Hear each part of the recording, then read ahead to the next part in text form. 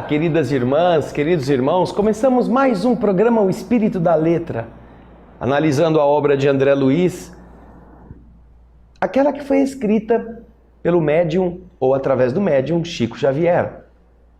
Nós estamos já há algumas semanas estudando esse maravilhoso livro, Libertação. Hoje estaremos falando do capítulo 10º, cujo título é Em Aprendizado. Mas, se você se recorda do capítulo anterior, André Luiz nos contou o que acontece na cerimônia católica, na missa, descrito pelo lado do mundo espiritual, aonde compareceram Margarida e seu esposo, no intuito de ir buscar forças para suas almas. Agora, eles voltaram da missa e em casa, nós vamos agora entender estes ensinamentos tão importantes que André Luiz vai continuar a nos passar. Portanto, pegue o seu livro, vá anotando, seja no livro, seja num bloco à parte, porque há muita informação e é muito instrutivo. Vamos então à nossa sala de leitura? Vamos lá! O capítulo começa justamente com esta cena.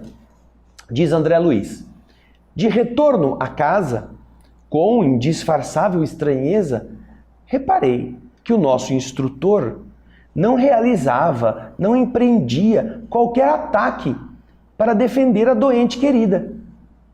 A jovem senhora, novamente metida no leito, semi-aniquilada, punha os olhos no ar vazio, absorvida de indefinível pavor. Um dos insensíveis magnetizadores presentes, a determinação de Saldanha, começou a aplicar energias perturbadoras ao longo dos olhos, torturando as fibras de sustentação da visão. Aí vocês estão vendo? Deem uma olhada nesse slide. Nós já vimos esse slide 2 capítulos atrás, quando ele descreve o ambiente do quarto onde estava Margarida. E que, além das entidades trevosas que estavam ali e dos ovoides que estavam presos ao seu núcleo cerebral, a medula, havia 2 espíritos magnetizadores que ficavam tomando conta, com direção definida, para atrapalhar todo o equilíbrio mental, emocional, diminuindo a resistência. E um desses daí é que André Luiz está citando, que era responsável agora para voltar a agir nas fibras da visão. E André Luiz continua no texto dizendo: não somente o cristalino em ambos os olhos visuais, os órgãos visuais, denunciava fenômenos alucinatórios, mas também as artérias oculares revelavam-se sob fortes modificações. Eu percebi com isso a facilidade com que os seres perversos da sombra hipnotizam as suas vítimas, impondo a elas os tormentos psíquicos que desejam. Grossas lágrimas banhavam o rosto da doente, traduzindo-lhe as agitações que iam dentro do seu ser. Dilacerada, a mente aflita e sofredora tiranizava o coração que batia acelerado, precípite, imprimindo graves alterações em todo o cosmos orgânico. Das complicadas operações sobre os olhos, o magnetizador passou a interessar-se pelas vias do equilíbrio e pelas células auditivas, carregando-as de substância escura, como se estivesse doando combustível a um motor. Margarida, ainda que ela desejasse, agora não conseguiria se levantar. Compacta emissão de fluidos tóxicos misturava-se à linfa, aquele líquido que fica nos canais semicirculares do ouvido. O equilíbrio depende deles. Mas como eles estavam comprometidos com a ação vibratória densa, ela não teria equilíbrio para manter-se de pé. Continua André Luiz dizendo: terminada a esquisita intervenção, Saldanha dispensou os terríveis colaboradores, com exceção desses 2, a quem incumbiam as artes do hipnotismo, alegando que havia serviço em outra parte da cidade. Ficou só o Saldanha, esses dois hipnotizadores, e os outros foram cuidar de outras obsessões. Outros casos, como ele diz aí, aguardavam a legião de Gregório. E Margarida, no parecer do chefe de tortura, o Saldanha, já havia recebido suficiente material de prostração, de enfraquecimento para 30 horas consecutivas. Mais de um dia. Aquilo que eles haviam aplicado sobre ela permaneceria debilitando-a. Então, diz André, que pouco a pouco a casa se esvaziou, agora parecendo uma desprezada colmeia de marimbondos vorazes. Contudo, aí ficavam Saldanha, os dois magnetizadores, nós três e toda a coleção de mentes em formas ovoides, ligadas ao cérebro da senhora flagelada. A sós com o temível obsessor, o instrutor Gúbio procurou sondar-lhe o íntimo discretamente e disse: sem dúvida, Saldanha, que a sua fidelidade aos compromissos assumidos é bastante significativa. E enquanto Saldanha sorria envaidecidamente, Gúbio continuou dizendo, de olhar penetrante e doce: que razões teriam conduzido Gregório a conferir a você tão delicada missão, Saldanha? Ah, o ódio, meu amigo, o ódio! Explicou o interpelado decidido. E então Gúbio perguntou, indicando a doente: ódio à senhora? Não propriamente a ela, disse Saldanha, mas ao pai, um juiz sem alma, que devastou o meu lar. Faz 11 anos, precisamente, que a sentença cruel de um magistrado caiu sobre os meus descendentes, exterminando-os. E diante da expressão de real interesse que o nosso instrutor deixava perceber, o infeliz continuou: tão logo eu abandonei o corpo físico, pressionado por uma tuberculose galopante, revoltado com a pobreza que me lançara à extrema penúria, não pude me afastar do ambiente da casa, da minha família. Minha infortunada Iracema herdou-me um filho querido, a quem não pude deixar qualquer recurso apreciável. Jorge e sua mãe passaram desse modo a enfrentar dificuldades e aflições que não posso relembrar sem imensa angústia. Operário em um rude serviço braçal, meu filho não conseguia sustentar dignamente a casa, definhando-se a sua mãezinha em padecimentos continuados e sofridos em silêncio. Ainda assim, Jorge se casou muito cedo com uma colega de trabalho que, por sua vez, lhe deu uma filhinha atormentada e sofredora. A vida corria desesperadamente para o lar, subalimentado e desprotegido, quando certo crime, constituído de roubo e assassinato, sobreveio na organização em que meu desventurado rapaz trabalhava, e toda a culpa, diante das circunstâncias complicadas, recaiu sobre ele. Acompanhei-lhe a prisão imerecida e, sem qualquer recurso para ampará-lo, segui os interrogatórios infernais a que foi submetido, como se fosse um homicida vulgar. Ora, eu que me anexara aos parentes, desde um instante horrível para mim da morte corporal, jamais me senti disposto a me submeter. A experiência humana não me proporcionou tempo a estudos religiosos ou filosóficos. Habituei-me muito cedo à rebelião contra aqueles que gozam dos benefícios do mundo em detrimento dos desfavorecidos da sorte. E reconhecendo que o túmulo não me revelara qualquer milagroso domínio, preferi a continuidade da vida em meu escuro pardieiro e meu casebre pobre, onde a convivência de Iracema, através de profundos laços magnéticos, de algum modo me reconfortava. Assisti por isso com indescritível terror aos detestáveis acontecimentos. Humilhado na minha condição de homem invisível para os encarnados, visitei chefias e repartições, autoridades e guardas, tentando encontrar alguém que me auxiliasse a salvar Jorge inocente. Identifiquei o verdadeiro criminoso, que ainda agora desfruta de posição invejável na sociedade, e tudo fiz sem resultado por clarear o processo desonroso. Meu filho sofreu todo gênero de atrocidades morais e físicas, castigado por um delito que não cometeu. Desanimado por minha vez, de algo recolher de útil, junto aos carrascos policiais que chegaram a improvisar fantásticas confissões da vítima, fui até a casa do juiz da causa, na esperança de interferir beneficamente.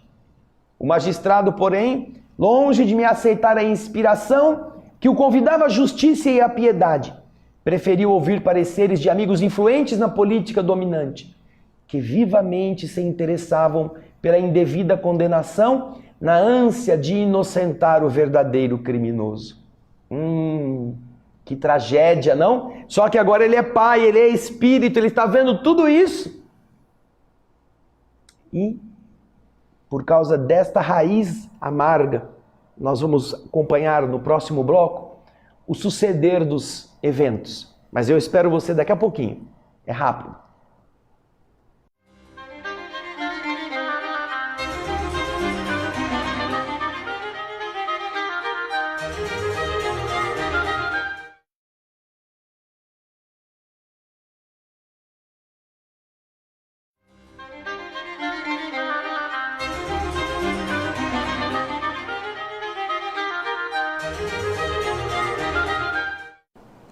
Olá, estamos de volta com o capítulo 10º do livro Libertação.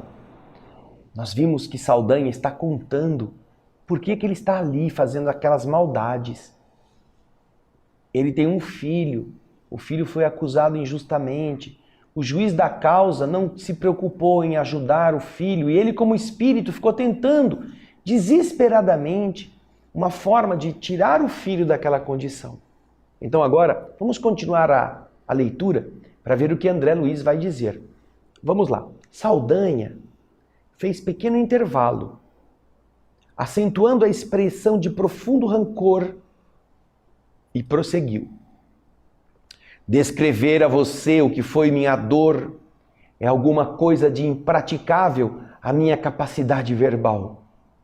Meu filho Jorge recebeu dolorosa pena quando seu corpo vacilava sob maus tratos, e Irene, minha nora, conturbada pela necessidade e pelo infortúnio, esqueceu as obrigações de mãe, suicidando-se, para ligar-se ao espírito do seu marido, meu pobre filho, já de si mesmo tão infeliz. Torturada pelos sucessivos problemas e pelos acontecimentos aflitivos, minha esposa desencarnou num catre, num leito de indigência, reunindo-se, por sua vez, ao angustiado casal. Minha neta, aquela que sobrou, o pai está preso, a mãe se matou, a avó morreu, ambas estão em espírito presos ao rapaz que está na cadeia, só sobrou a menina, minha neta, hoje menina e moça, mas ameaçada por um porvir incerto, trabalha aqui no serviço doméstico, aqui mesmo nesta casa, onde o irmão maluco da Margarida procura arrastá-la sutilmente a um grave desvio moral. É assediada sexualmente pelo rapaz.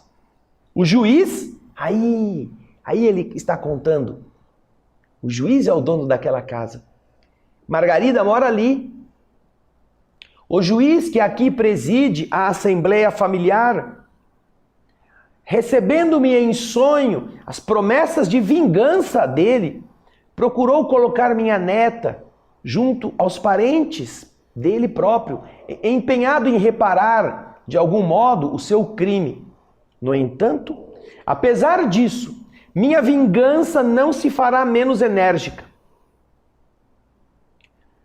Diz André agora, surpreendido Notei que o nosso orientador não ensaiava qualquer doutrinação.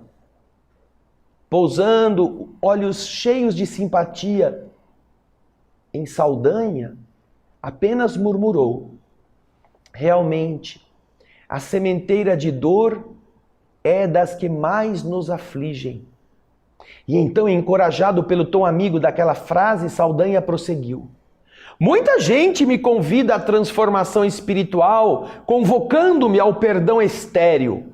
Não aceito, porém, qualquer sugestão, qualquer alvitre desse tipo. Meu desventurado Jorge, sob a pressão mental de Irene dilacerada e de Iracema oprimida, não resistiu e perturbou-se. Enlouquecendo no cárcere, foi transferido da cela imunda para um misérrimo hospício, onde mais se assemelha a um animal encurralado. Acredita você, possa meu cérebro dispor de recursos para meditar em compaixão que eu não recebi de pessoa nenhuma?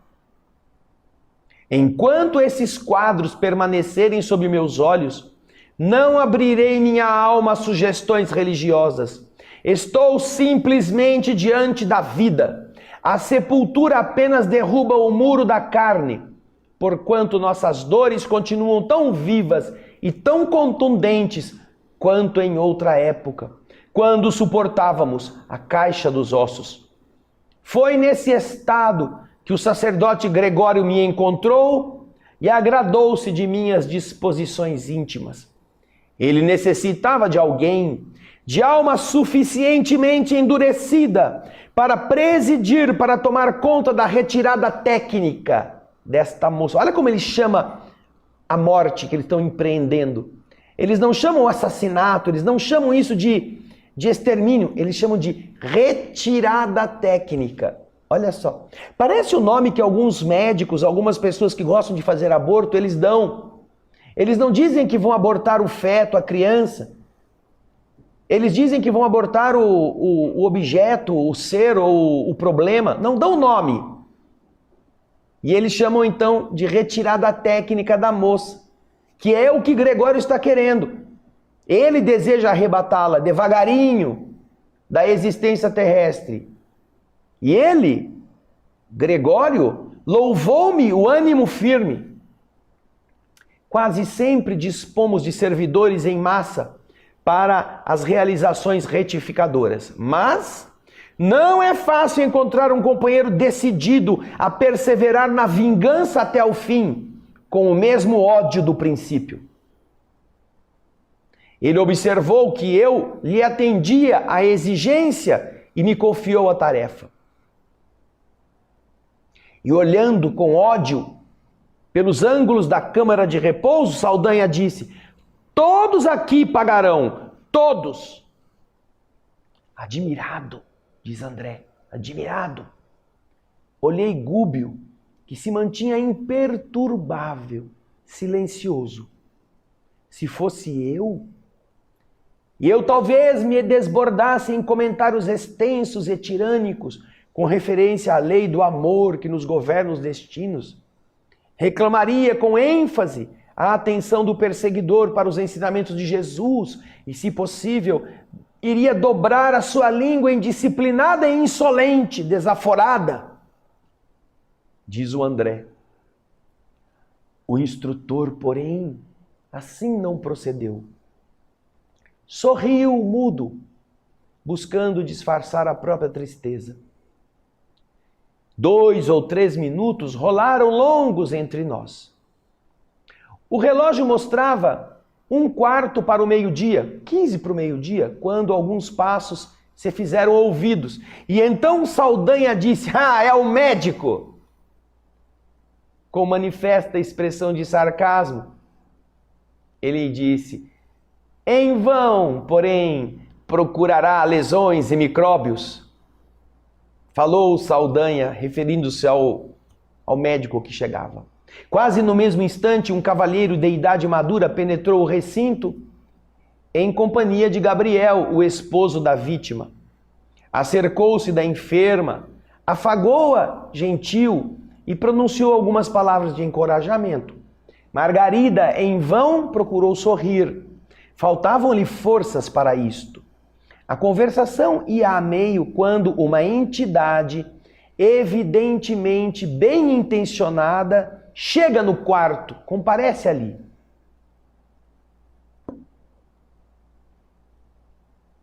Viu-nos e demonstrou compreender a nossa posição.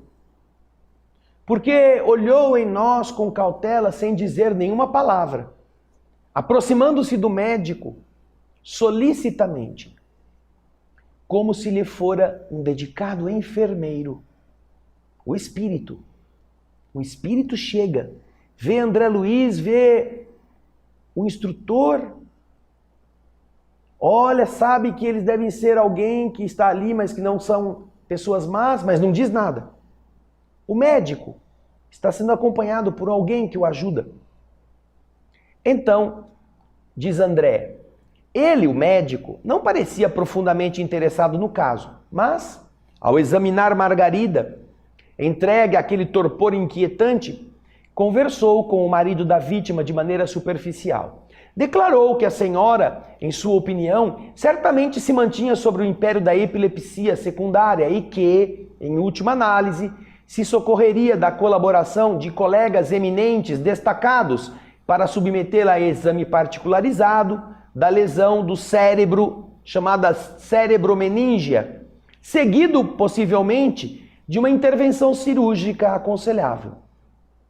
Em seguida, porém, observei que o espírito que havia chegado e que o assistia, com desvelo, colocou a mão em sua mente, em sua fronte, como se desejasse transmitir-lhe algum alvitre, alguma sugestão providencial. O médico relutou bastante, mas depois de alguns minutos, constrangido por uma sugestão externa que ele não saberia compreender de onde vinha, chamou Gabriel a um dos ângulos do quarto e perguntou a ele: Gabriel, por que você não tenta o espiritismo? Ultimamente conheço alguns casos intrincados que vão sendo resolvidos com êxito pela psicoterapia. E então, para não dar uma ideia de que ele estava perdido, estava rendido na sua ciência, diante do idealismo religioso, acrescentou: segundo sabemos hoje, a exaustão, a sugestão é uma força misteriosa, quase desconhecida. Gabriel, vai no espiritismo, leva ela lá, quem sabe, não é? Tem tantas coisas que a gente não conhece, não é mesmo? Então, aqui nós pudemos ver como é importante o entendimento do que acontece com espíritos que odeiam e por que queria vingar-se. Mas que o médico que chega também está ajudado por outra entidade que o acompanha e que sugere a ele um caminho da oração ou da busca espiritual. Será que ele vai aceitar? Será que Gabriel vai aceitar? Como será que vão fazer isso, não é mesmo? Saldanha está firme. Vai deixar? Vamos acompanhar no próximo bloco? Eu espero você aqui, tá bom?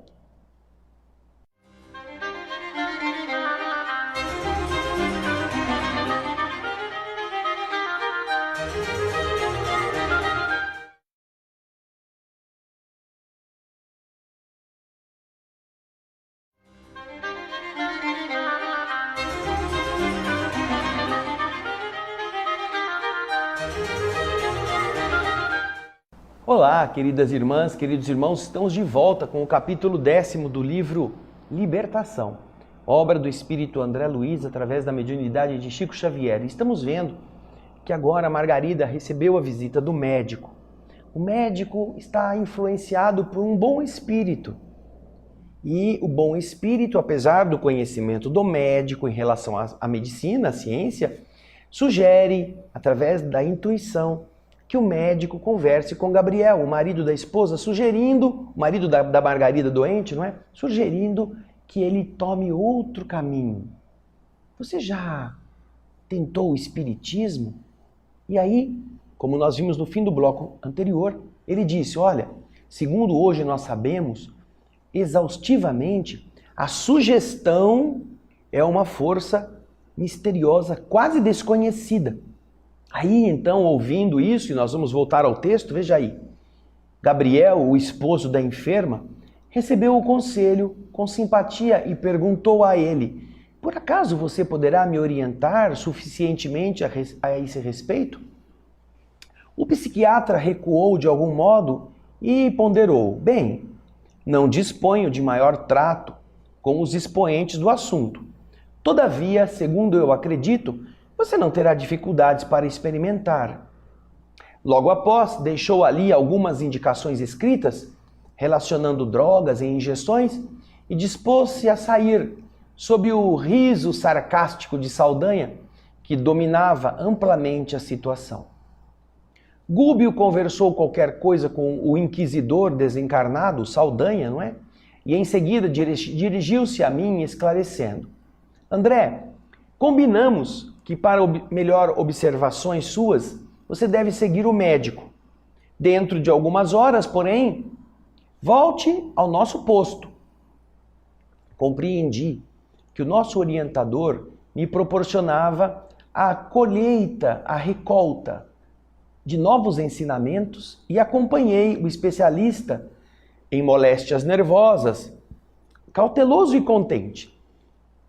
Distanciado agora do lugar em que o instrutor travava batalha singular, acerquei-me da personalidade que assistia, daquele espírito que acompanhava o médico de perto e iniciamos amistoso diálogo.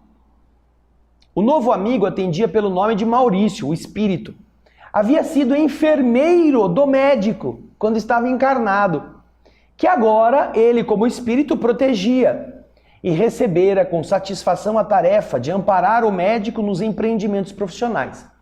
E então ele me disse: todos os médicos, ainda mesmo quando materialistas de mente impermeável à fé religiosa, contam com amigos espirituais que os auxiliam. A saúde humana é dos mais preciosos dons divinos. Quando a criatura, por relaxamento ou indisciplina, decide menosprezar a saúde, faz-se difícil o socorro aos seus centros de equilíbrio, porque em todos os lugares o pior surdo é aquele que não quer ouvir.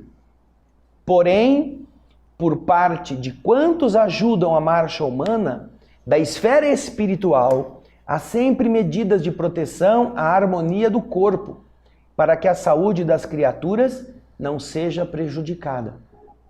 É claro que há erros tremendos em medicina e que não podemos evitar, nós espíritos. Nossa colaboração não pode ultrapassar o campo receptivo daquele que se interessa pela cura dos outros ou pelo próprio reajustamento. Entretanto, realizamos sempre em favor da saúde geral tudo quanto nos é possível. E então, numa expressão profundamente significativa, ele disse: se os médicos orassem. Se os médicos orassem. Aí André diz: nesse instante, chegamos ao ponto do destino do médico, antecipando-nos de algum modo ao próprio amigo encarnado que estava sob a minha observação. A residência confortável. Não obstante o formoso jardim que a circundava, a casa do médico, permanecia transbordante de fluidos desagradáveis.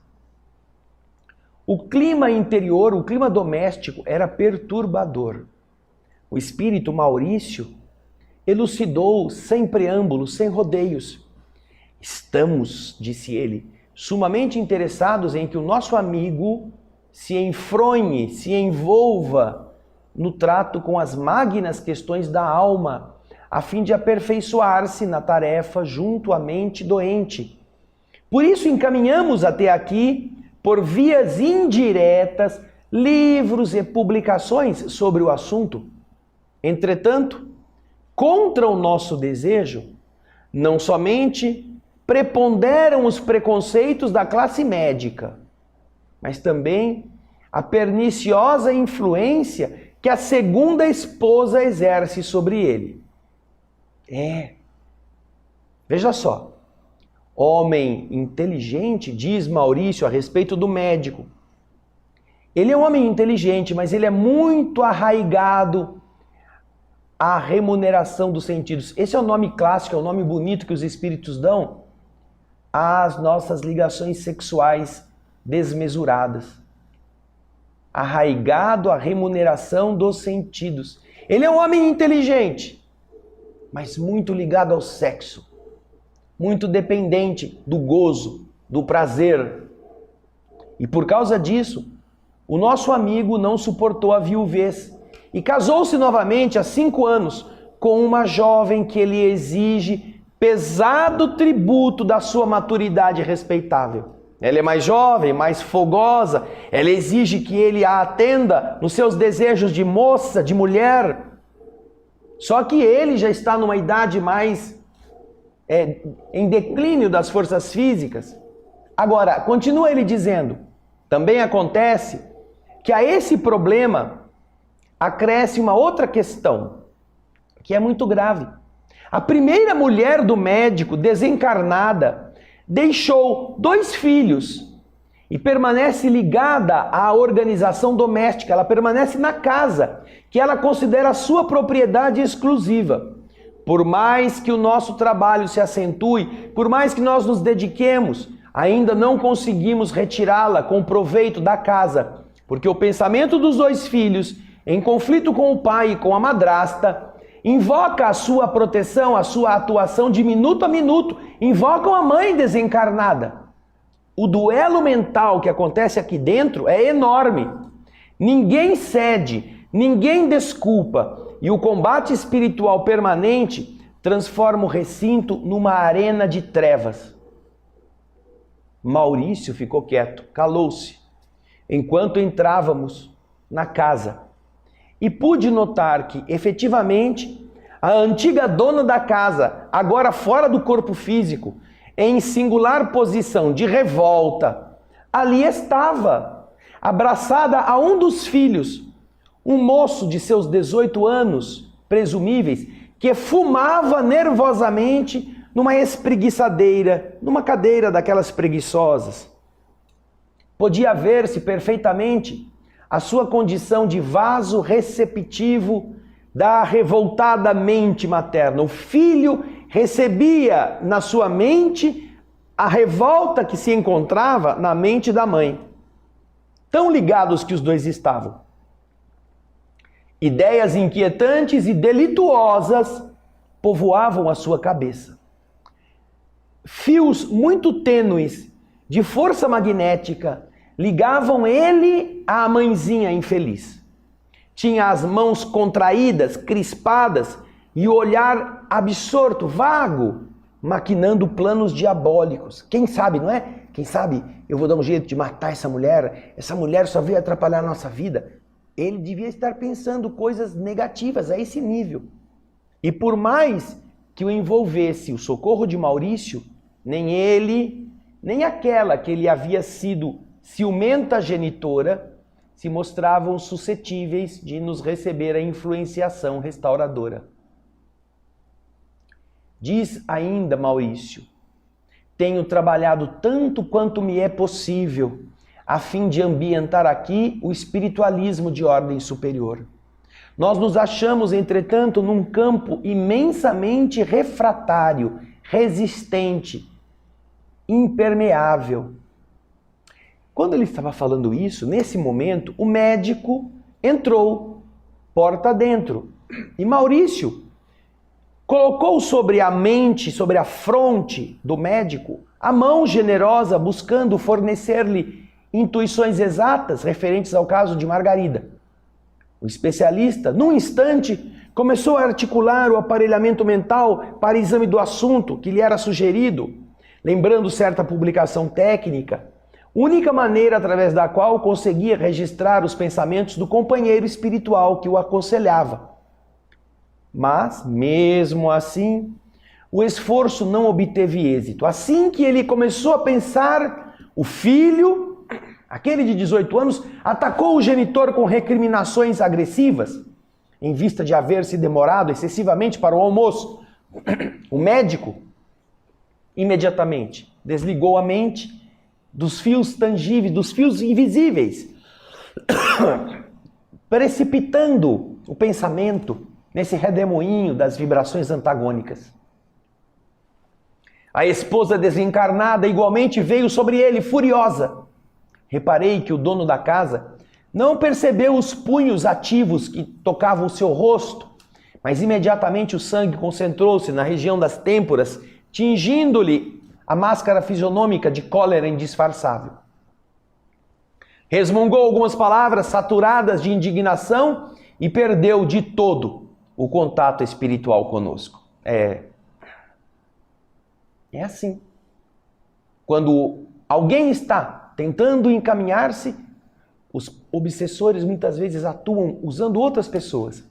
E aí você fica nervosinho, fica irritadinho, fica agressivo e perde a companhia dos bons espíritos. Mas o capítulo não acabou não, vai acabar daqui a pouco no próximo bloco e eu espero você.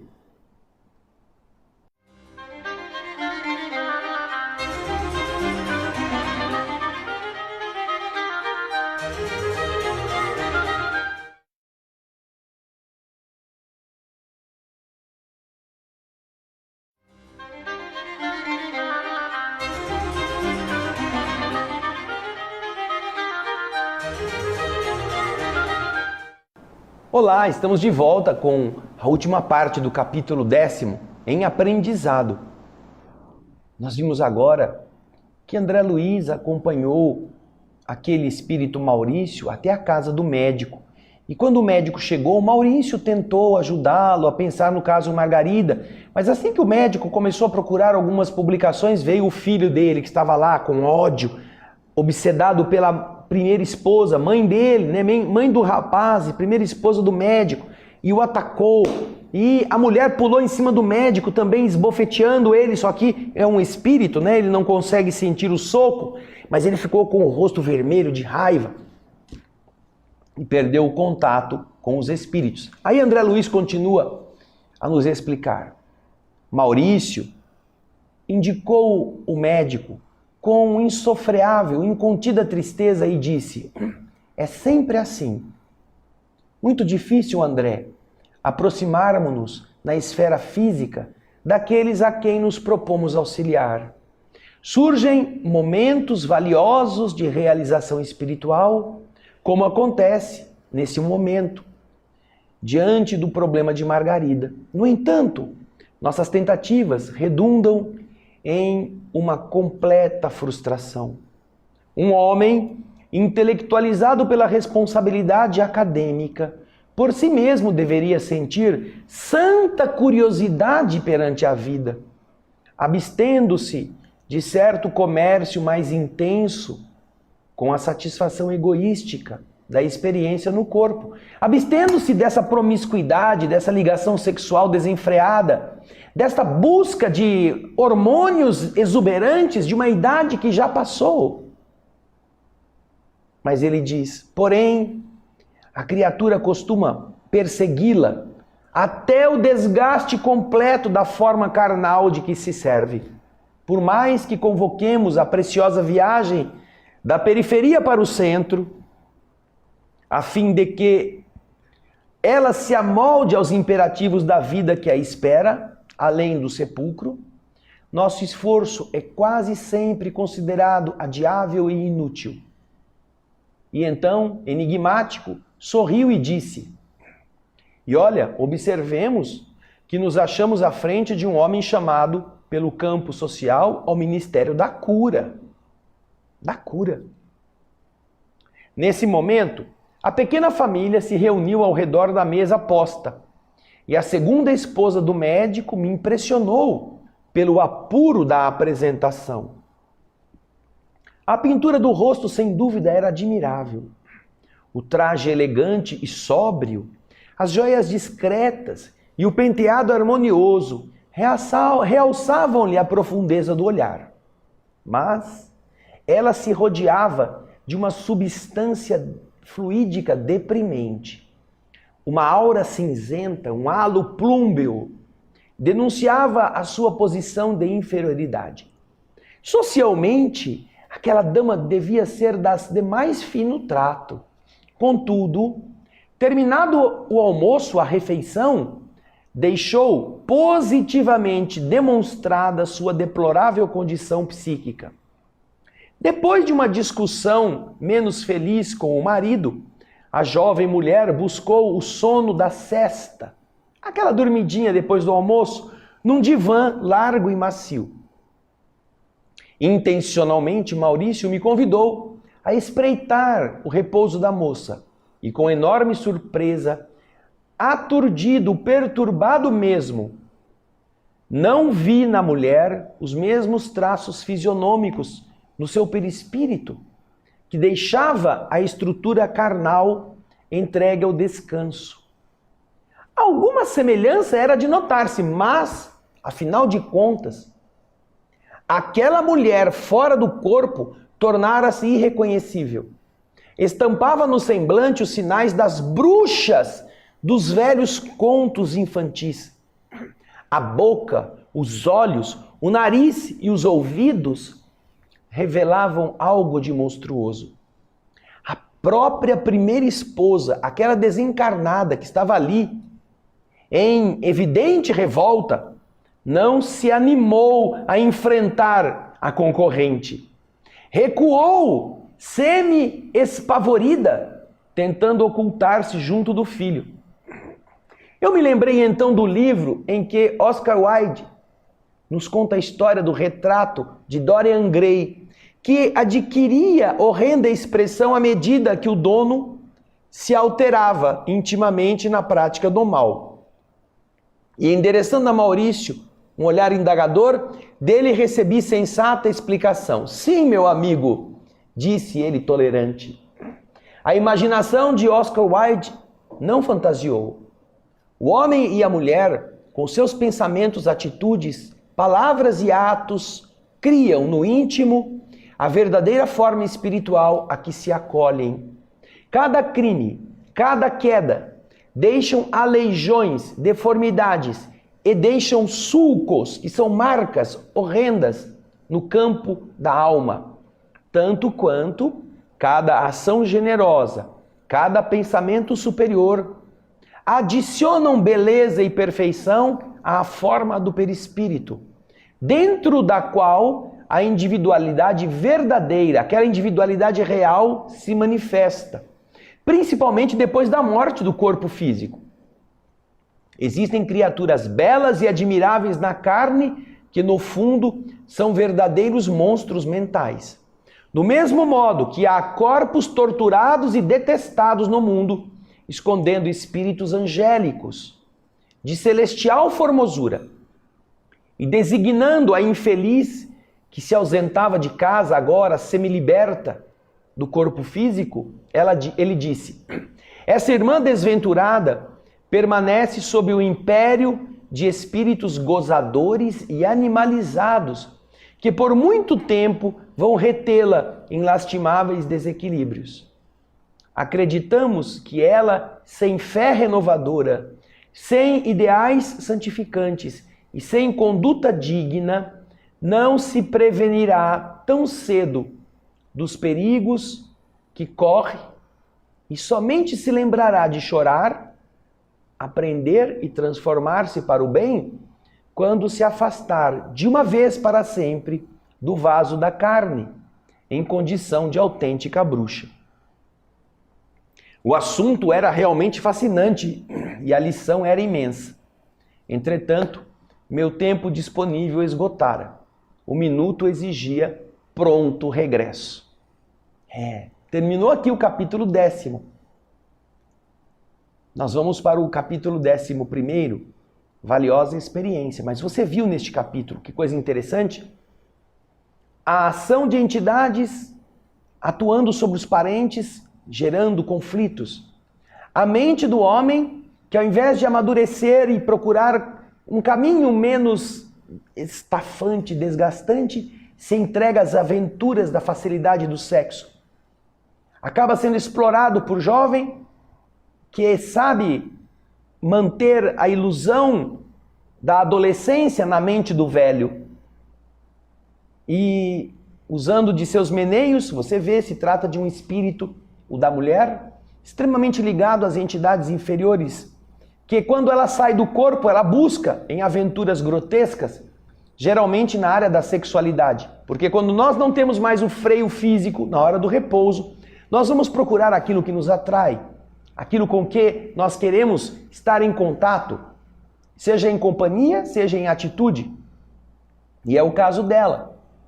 O homem poderia estar se dedicando agora, já num estágio maduro da vida, a aprofundar-se, a melhorar-se como espírito, mas não. Resolvera casar-se com uma dondoca, porque era um troféu bonito e ele ia se exibir ao exibir a sua esposa.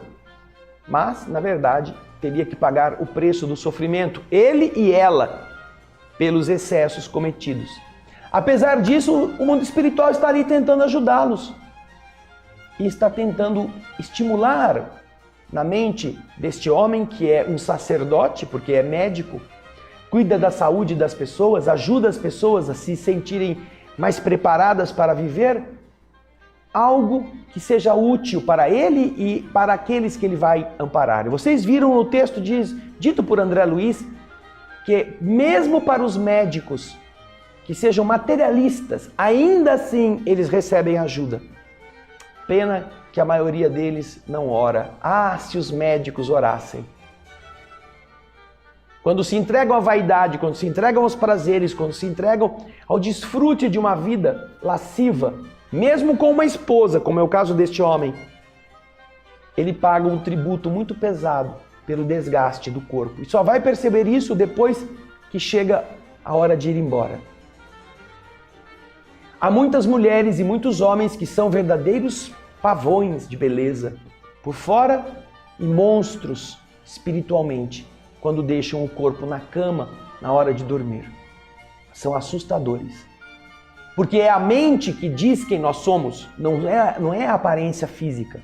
É o que nós pensamos de nós mesmos, é o que nós pensamos do mundo. São as atitudes que nós adotamos na vida que vai contornar o nosso espírito de beleza, de formosura ou de deformidade. Você é o seu cirurgião plástico. Sabia disso? Então, comece a fazer boas coisas e livre-se das coisas que não são boas dentro de você, para que a sua atmosfera denuncie que você é um espírito que tem bons valores. Bom, acabamos aqui o capítulo 10º. Na semana que vem a valiosa experiência. Será que o Gabriel vai levar a esposa num centro espírita? Será que vai em algum outro lugar? Vamos ver como vai ser. Mas é no próximo Espírito da Letra. Avise seus amigos, dê o seu joinha no nosso canal, coloque a sua apreciação nos nossos vídeos, compartilhe as nossas mensagens, os nossos capítulos, inscreva-se, porque você ajuda muito quando faz isso, a que mais pessoas pensem a respeito dessa realidade que toca a vida de todos nós, tá bom? Então, até o próximo, o Espírito da Letra. Muito obrigado e muita paz.